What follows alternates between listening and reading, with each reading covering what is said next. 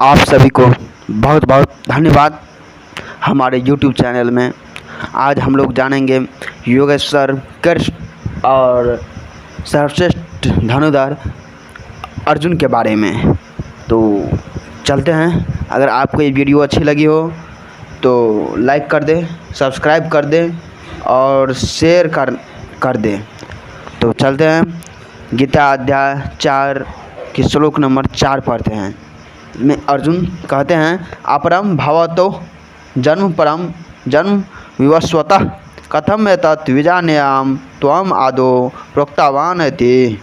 इसका मतलब आपका जन्म तो अभी हाल का है, सूर्य का जन्म बहुत पुराना है, अर्थात कल्प के आदि हो चुका था।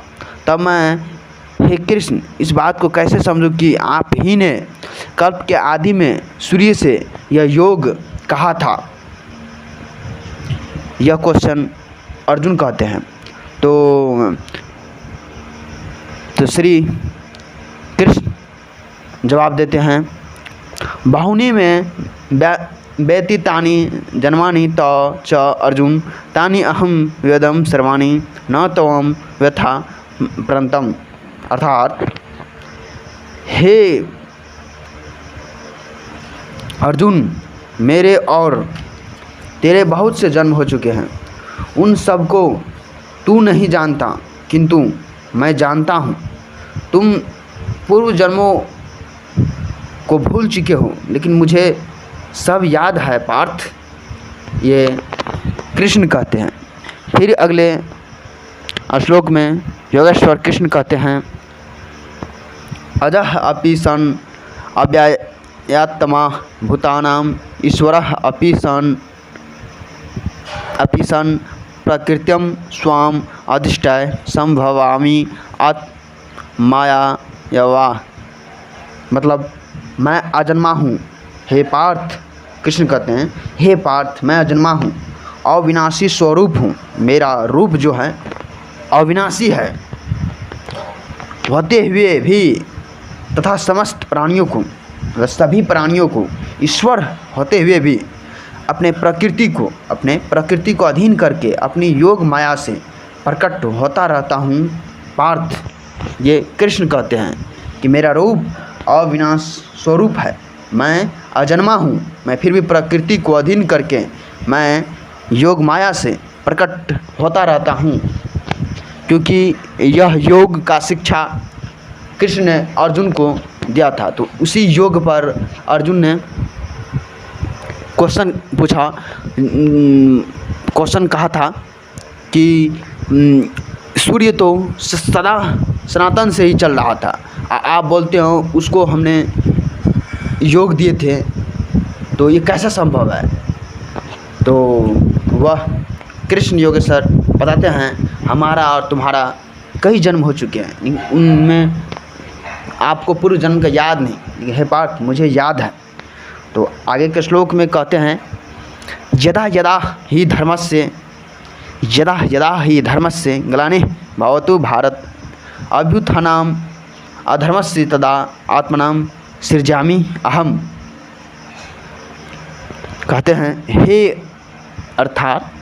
अर्जुन, जब जब धर्म की हानि और अधर्म की वृद्धि होती है, तब तब ही मैं अपने रूप को रचता हूँ, अर्थात साकार रूप से लोगों के सम्मुख प्रकट होता रहता हूँ। जब जब पापियों का धरती पर अपने चरम सीमा पर आता है, तब तब मैं आता हूँ, तब तक मैं अपने रूप को रचता हूँ, साकार रूप से लोगों के सम्मुख प्रकट होता हूँ। साधु पुरुषों का उद्धार करने के लिए मैं आता हूँ, पाप कर्म करने वालों को विनाश करने के लिए आता हूँ, धर्म की इच्छा तरह से स्थापना करने के लिए मैं आता हूँ। हे पार्थ, मैं युग युग में प्रकट हुआ करता हूँ। परित्राणाम साधूनाम विनाशाय च दुष्कृताम धर्म स्थापनात्र संभावामि युगे युगे। मैं हर युग में धर्म का स्थापना के लिए मैं आता हूँ, साधु पुरुषों को उद्धार करने के लिए आता हूँ, पाप कर्म करने वालों को विनाश करने के लिए आता हूँ। हे पार्थ, ऐसे कृष्ण ने अर्जुन को कहा।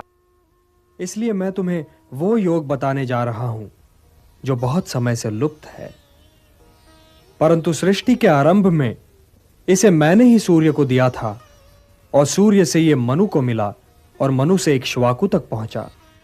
सूर्य को दिया था? आपने ये योग सूर्य को दिया था?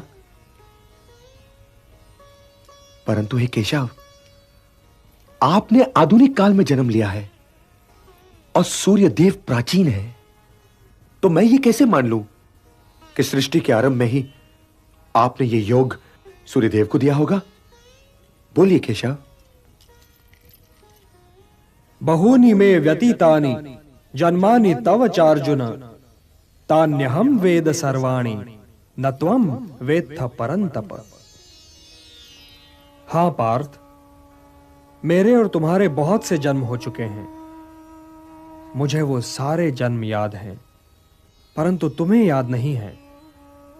हे परंतप, वैसे तो मैं अजन्मा हूं, अविनाशी हूं और समस्त प्राणियों का स्वामी हूं, परंतु मैं अपनी प्रकृति को अधीन करके अपनी ही योग माया से प्रकट होता रहता हूं।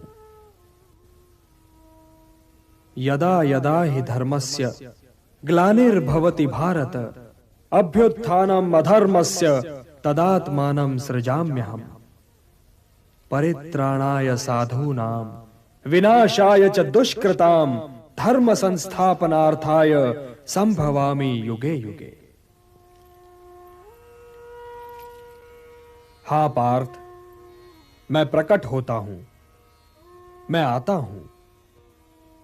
जब जब धर्म की हानि होती है तब तब मैं आता हूं, जब जब अधर्म बढ़ता है तब तब मैं आता हूं। सज्जन लोगों की रक्षा के लिए मैं आता हूं, दुष्टों का विनाश करने के लिए मैं आता हूं, धर्म की स्थापना के लिए मैं आता हूं और युग युग में जन्म लेता हूं।